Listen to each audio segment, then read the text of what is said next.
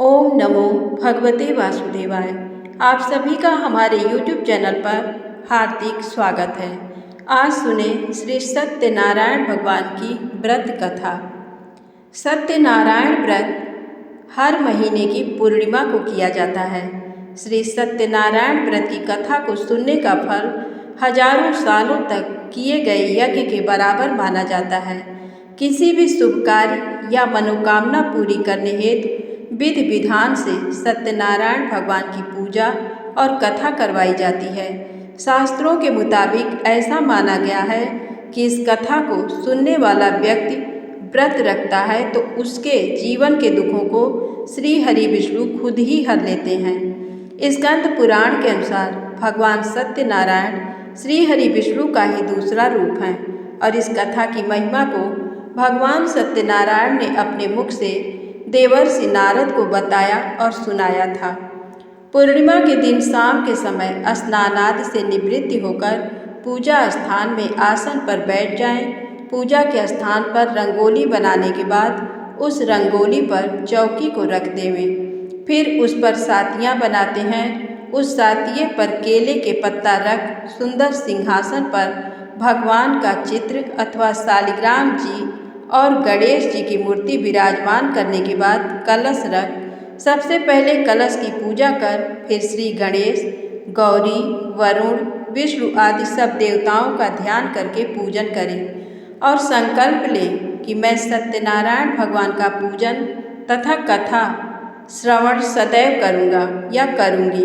फिर पुष्प हाथ में लेकर सत्यनारायण भगवान का ध्यान करें। यज्ञोपवीत पुष्प, धूप, नैवेद्य आदि से युक्त होकर स्तुति करें। हे भगवान, मैंने श्रद्धापूर्वक फल, जल आदि सब सामग्री आपको अर्पण की है। अब आप इसे स्वीकार कीजिए। मेरा आपको बारंबार प्रणाम है। इसके बाद सत्यनारायण जी की कथा पढ़ें। ये सुनने के बाद भोग लगाएं, आरती करके प्रसाद बांटें और बड़ों का आशीर्वाद लें। श्री सत्यनारायण भगवान की कथा का पहला अध्याय। एक समय की बात है, नैमिषारण्य तीर्थ में शौनक आदि 88,000 ऋषियों ने श्री सूत जी से पूछा, हे प्रभु, इस कलयुग में वेद विद्या रहित मनुष्यों को प्रभु भक्ति किस प्रकार मिल सकती है तथा उनका उद्धार कैसे होगा। हे मुनिश्रेष्ठ, कोई ऐसा तप बताइए जिससे थोड़े समय में ही पुण्य मिले और मनोवांछित फल भी मिल जाए। इस प्रकार की कथा सुनने की हम इच्छा रखते हैं। सर्वशास्त्रों के ज्ञाता सूत जी बोले, हे वैष्णव में पूज्य, आप सभी ने प्राणियों के हित की बात पूछी है, इसलिए मैं एक ऐसे श्रेष्ठ व्रत को आप लोगों को बताऊंगा जिसे नारद जी ने लक्ष्मी नारायण जी से पूछा था और लक्ष्मीपति ने मुनिश्रेष्ठ नारद जी से कहा था। आप सब इसे ध्यान से सुनिए। एक समय की बात है, योगी राज नारद जी दूसरों के हित की इच्छा लिए अनेकों लोकों में घूमते हुए मृत्युलोक में आ पहुँचे। यहाँ उन्होंने अनेक योनियों में जन्मे प्रायः सभी मनुष्यों को अपने कर्मों द्वारा अनेकों दुखों से पीड़ित देखा। उनका दुख देख नारद जी सोचने लगे कि कैसा यत्न किया जाए जिसके करने से निश्चित रूप से मानव के दुखों का अंत हो जाए। इसी विचार पर मनन करते हुए वह विष्णुलोक में गए। वहाँ वह देवों के ईश नारायण की स्तुति करने लगे, जिनके हाथों में शंख, चक्र, गदा और पद्म थे, गले में वरमाला पहने हुए थे। स्तुति करते हुए नारद जी बोले, हे भगवान, आप अत्यंत शक्ति से संपन्न हैं। मन तथा वाणी भी आपको नहीं पा सकती है। आपका आदि, मध्य तथा अंत नहीं है। निर्गुण स्वरूप सृष्टि के कारण भक्तों के दुख को दूर करने वाले हैं। आपको मेरा नमस्कार है। नारद जी की स्तुति सुन विष्णु भगवान बोले, हे मुनिश्रेष्ठ, आपके मन में क्या बात है? आप किस काम के लिए पधारे हैं, उसे निसंकोच कहो। इस पर नारद मुनि बोले कि मृत्युलोक में अनेक योनियों में जन्मे मनुष्य अपने कर्मों के द्वारा अनेकों दुखों से दुखी हो रहे हैं। हे नाथ, आप मुझ पर दया रखते हैं तो बताइए कि वो मनुष्य थोड़े प्रयास से ही अपने दुखों से कैसे छुटकारा पा सकते हैं। श्री हरि बोले, हे नारद, मनुष्यों की भलाई के लिए तुमने बहुत अच्छी बात पूछी है, जिसके करने से मनुष्य मोह से छूट जाता है। वह बात मैं कहता हूँ, उसे सुनो। स्वर्गलोक व मृत्युलोक दोनों में एक दुर्लभ उत्तम व्रत है जो पुण्य देने वाला है। आज प्रेम वश होकर मैं उसे तुमसे कहता हूँ। श्री सत्यनारायण भगवान का ये व्रत अच्छी तरह विधान पूर्वक करके मनुष्य तुरंत ही यहाँ सुख भोग कर मरने पर मोक्ष पाता है। श्रीहरि के वचन सुन नारद जी बोले कि उस व्रत का फल क्या है और उसका विधान क्या है। ये व्रत किसने किया था, इस व्रत को किस दिन करना चाहिए, सभी कुछ विस्तार से बताएं। नारद की बात सुनकर श्रीहरि बोले, दुख व शोक को दूर करने वाला ये सभी स्थानों पर विजय दिलाने वाला है। मानव को भक्ति व श्रद्धा के साथ शाम को श्री सत्यनारायण की पूजा धर्मपरायण होकर ब्राह्मणों व बंधुओं के साथ करनी चाहिए। भक्ति भाव से ही नैवेद्य केले का फल, घी, दूध और गेहूं का आटा सवाया ले। गेहूं के स्थान पर साठी का आटा, शक्कर तथा गुड़ लेकर वह सभी भक्षण योग्य पदार्थों को मिलाकर भगवान को भोग लगाएं। ब्राह्मणों सहित बंधु बांधवों को भी भोजन कराएं। उसके बाद स्वयं भोजन करें। भजन कीर्तन के साथ भगवान की भक्ति में लीन हो जाएं। इस तरह से सत्यनारायण भगवान का ये व्रत करने पर मनुष्य की सारी इच्छाएं निश्चित रूप से पूरी होती है। इस कलिकाल अर्थात कलयुग में मृत्युलोक में मोक्ष का यही एक सरल उपाय बताया गया है। श्री सत्यनारायण व्रत कथा का दूसरा अध्याय। सूत जी बोले, हे ऋषियों, जिसने पहले समय में इस व्रत को किया था उसका इतिहास कहता हूँ, ध्यान से सुनो। सुंदर काशीपुरी नगरी में एक अत्यंत निर्धन ब्राह्मण रहता था। भूख प्यास से परेशान वह धरती पर घूमता रहता था। ब्राह्मणों से प्रेम करने वाले भगवान ने एक दिन ब्राह्मण का वेश धारण कर उसके पास जाकर पूछा, हे विप्र, नित्य दुखी होकर तुम पृथ्वी पर क्यों घूमते हो? दीन ब्राह्मण बोला, मैं निर्धन ब्राह्मण हूँ, भिक्षा के लिए धरती पर घूमता हूँ। हे भगवान, यदि आप इसका कोई उपाय जानते हो तो बताइए। वृद्ध ब्राह्मण कहता है कि सत्यनारायण भगवान मनोवांछित फल देने वाले हैं, इसलिए तुम उनका पूजन करो। इसे करने से मनुष्य सभी दुखों से मुक्त हो जाता है।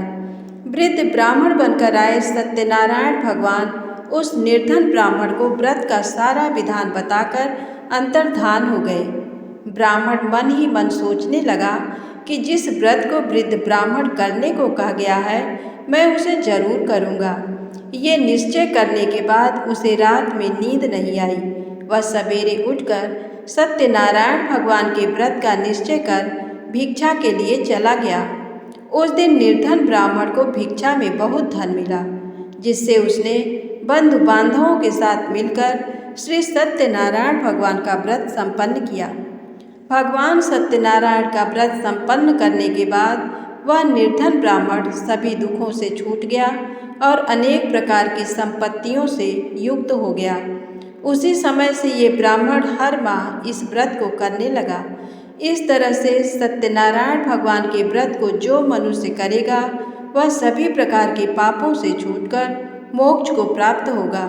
जो मनुष्य इस व्रत को करेगा वह भी सभी दुखों से मुक्त हो जाएगा।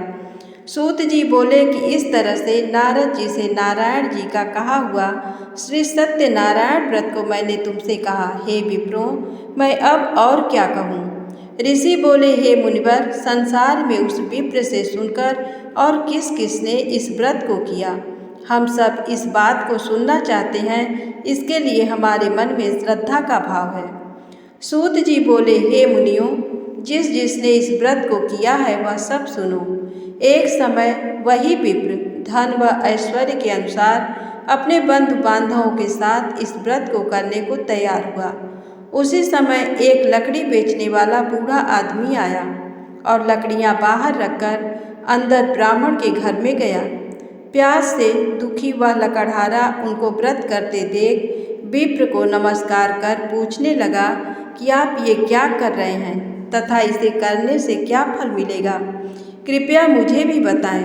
ब्राह्मण ने कहा कि सब मनोकामनाओं को पूरा करने वाला यह सत्यनारायण भगवान का व्रत है। इनकी कृपा से ही मेरे घर में धन धान्य आदि की वृद्धि हुई है। विप्र से सत्यनारायण व्रत के बारे में जानकर लकड़हारा बहुत प्रसन्न हुआ। चरणामृत लेकर वह प्रसाद खाने के बाद वह अपने घर गया। लकड़हारे ने अपने मन में संकल्प किया कि आज लकड़ी बेचने से जो धन मिलेगा उसी से श्री सत्यनारायण भगवान का उत्तम व्रत करूँगा।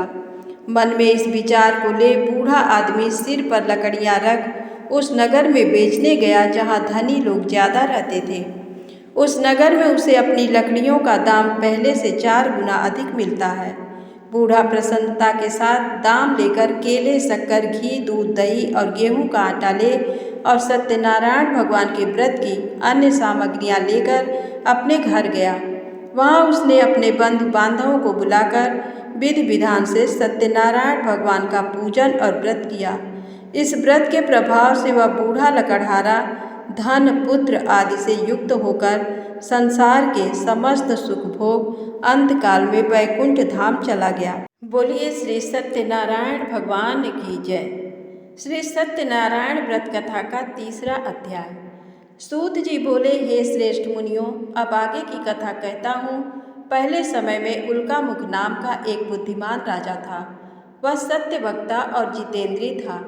प्रतिदिन देव स्थानों पर जाता और निर्धनों को धन देकर उनके कष्ट दूर करता था। उसकी पत्नी कमल के समान मुख वाली तथा सती साध्वी थी। भद्रशिला नदी के तट पर उन दोनों ने श्री सत्यनारायण भगवान का व्रत किया। उसी समय साधु नाम का एक वैश्य आया। उसके पास व्यापार करने के लिए बहुत सा धन भी था। राजा को व्रत करते देखकर वह विनय के साथ पूछने लगा, हे राजन, भक्तिभाव से पूर्ण होकर आप ये क्या कर रहे हैं? मैं सुनने की इच्छा रखता हूँ, तो आप मुझे बताएं।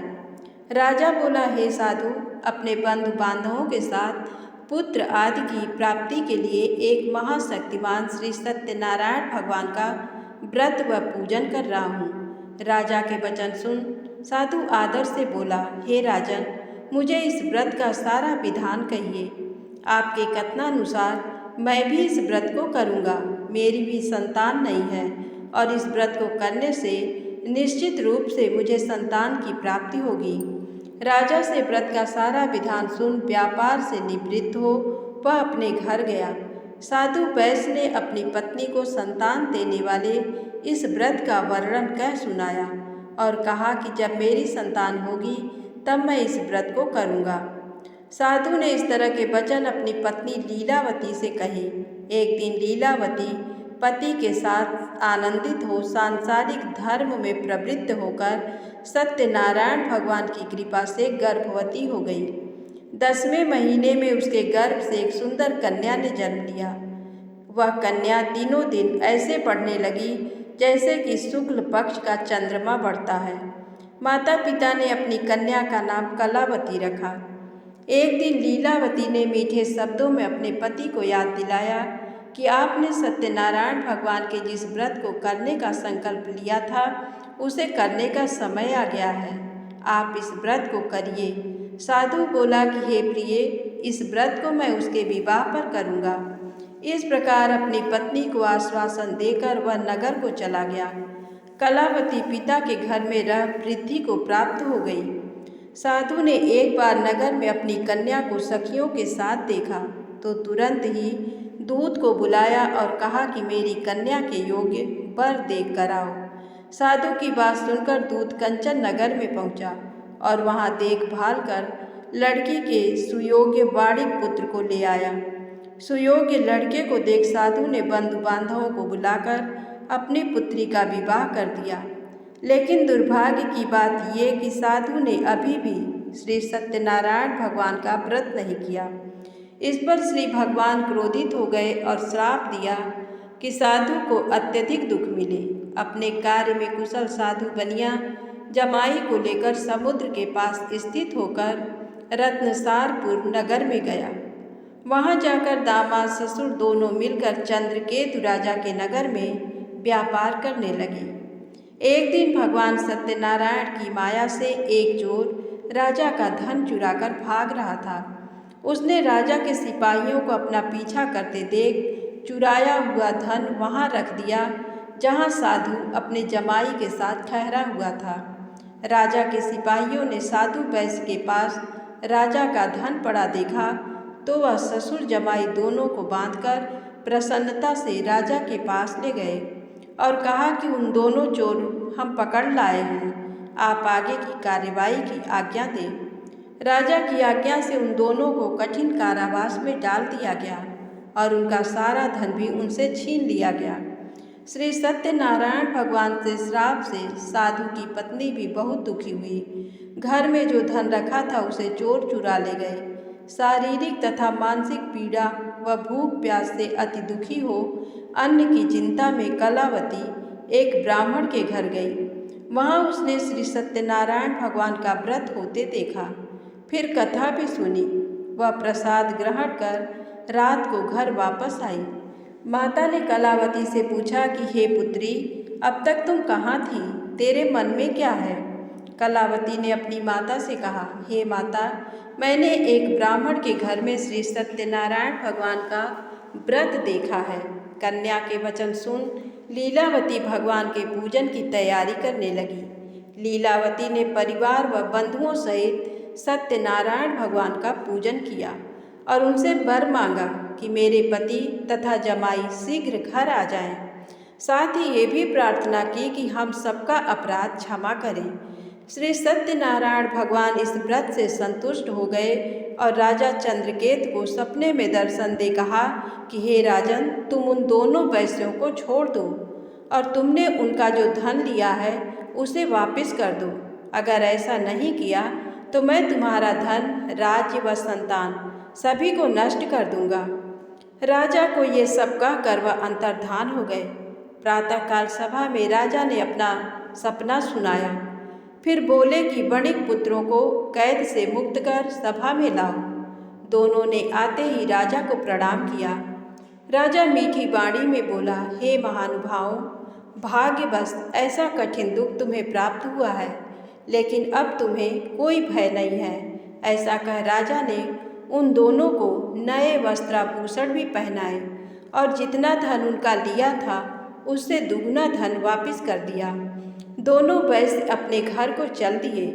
बोलिए सत्यनारायण भगवान की जय।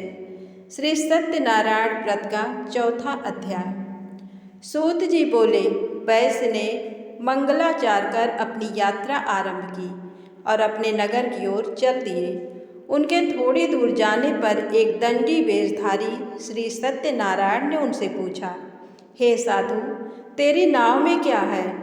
अभिमानी वणिक हंसता हुआ बोला, हे दंडी, आप क्यों पूछते हो?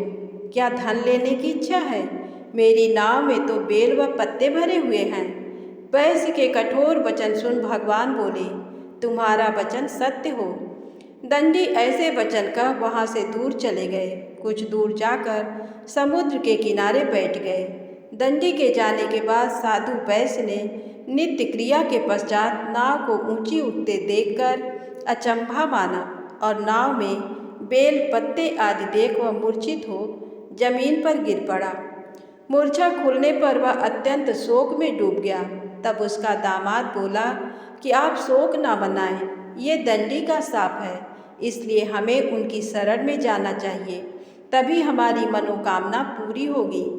दामाद की बात सुनकर वह दंडी के पास पहुंचा और अत्यंत भक्तिभाव नमस्कार करके बोला, मैंने आपसे जो जो असत्य वचन कहे थे उनके लिए मुझे क्षमा करें।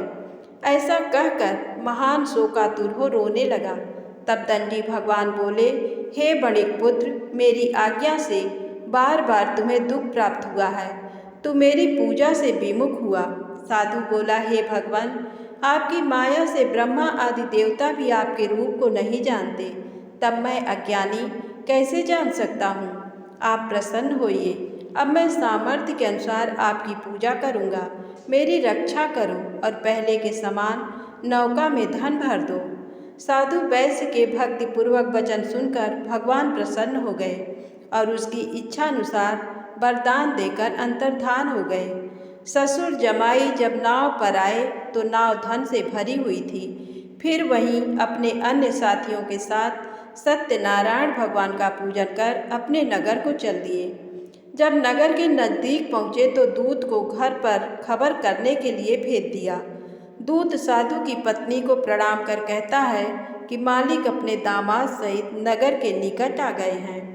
दूत की बात सुन साधु की पत्नी लीलावती ने बड़े हर्ष के साथ सत्यनारायण भगवान का पूजन कर अपनी पुत्री कलावती से कहा कि मैं अपने पति के दर्शन को जाती हूँ, तू कार्य पूर्ण कर शीघ्र आ जा। माता के ऐसे वचन सुन कलावती जल्दी में प्रसाद छोड़ अपने पति के पास चली गई। प्रसाद की अवज्ञा के कारण श्री सत्यनारायण भगवान रुष्ट हो गए और नाव सहित उसके पति को पानी में डुबो दिया। कलावती अपने पति को वहां ना पाकर रोती हुई जमीन पर गिर गई। नौका को डूबा हुआ देख वह कन्या को रोता देख साधु दुखी होकर बोला कि हे प्रभु, मुझसे तथा मेरे परिवार से जो भूल हुई है उसे क्षमा करें। साधु के दीन वचन सुनकर श्री सत्यनारायण भगवान प्रसन्न हो गए और आकाशवाणी हुई, हे साधु, तेरी कन्या मेरे प्रसाद को छोड़कर आई है, इसलिए उसका पति अदृश्य हो गया है। यदि वह घर जाकर प्रसाद खाकर लौटती है तो इसे इसका पति अवश्य मिलेगा। ऐसी आकाशवाणी सुन कलावती घर पहुंचकर प्रसाद खाती है और फिर आकर अपने पति के दर्शन करती है। उसके बाद साधु अपने बंधु बांधवों सहित श्री सत्यनारायण भगवान का विधि विधान से पूजन करता है। इस लोक का सुख भोग व अंत में स्वर्ग को जाता है। श्री सत्यनारायण भगवान की जय। श्री सत्यनारायण भगवान कथा का 5वां अध्याय। सूत जी बोले, हे ऋषियों, मैं और भी एक कथा सुनाता हूँ, उसे भी ध्यान पूर्वक सुनो। प्रजा पालन में लीन तुंगध्वज नाम का एक राजा था। उसने भी भगवान का प्रसाद त्याग कर बहुत ही दुख सहन किया। एक बार वन में जाकर वन्य पशुओं को मारकर वह बड़ के पेड़ के नीचे आया। वहाँ उसने ग्वालों को भक्तिभाव से अपने बंधुओं सहित सत्यनारायण भगवान का पूजन करते देखा। अभिमानवश राजा उन्हें देखकर भी पूजा स्थान में नहीं गया और ना ही उसने भगवान को नमस्कार किया। ग्वालों ने राजा को प्रसाद दिया, लेकिन उसने वह प्रसाद नहीं खाया और प्रसाद को वहीं छोड़ वह अपने नगर को चला गया। जब वह नगर में पहुंचा तो वहां सब कुछ तहस नहस हुआ पाया, तो वह शीघ्र ही समझ गया कि ये सब भगवान ने ही किया है। वह दोबारा ग्वालों के पास पहुंचा और विधिपूर्वक पूजा करके प्रसाद खाया तो श्री सत्यनारायण भगवान की कृपा से सब कुछ पहले जैसा हो गया। दीर्घ काल तक सुख भोगने के बाद मरणोपरांत उसे स्वर्ग लोक की प्राप्ति हुई। जो मनुष्य परम दुर्लभ इस व्रत को करेगा तो भगवान सत्यनारायण की अनुकंपा से उसे धन धान्य की प्राप्ति होगी। निर्धन धनी हो जाता है और भय मुक्त हो जीवन जीता है। संतानहीन मनुष्य को संतान सुख मिलता है और सारे मनोरथ पूर्ण होने पर मानव अंतकाल में वैकुंठ धाम को जाता है।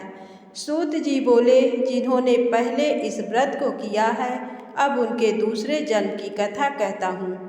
वृद्ध सतानंद ब्राह्मण ने सुदामा का जन्म लेकर मोक्ष की प्राप्ति की। लकड़हारे ने अगले जन्म में निषाद बनकर मोक्ष प्राप्त किया। उल्कामुख नाम का राजा दशरथ होकर बैकुंठ को गए। साधु नाम के वैश्य ने मोरध्वज बनकर अपने पुत्र को आरे से चीरकर मोक्ष पाया। महाराज तुंगध्वज ने स्वयंभू होकर भगवान में भक्तिपूर्वक हो कर्म कर मोक्ष पाया। बोलिए सत्यनारायण भगवान की जय।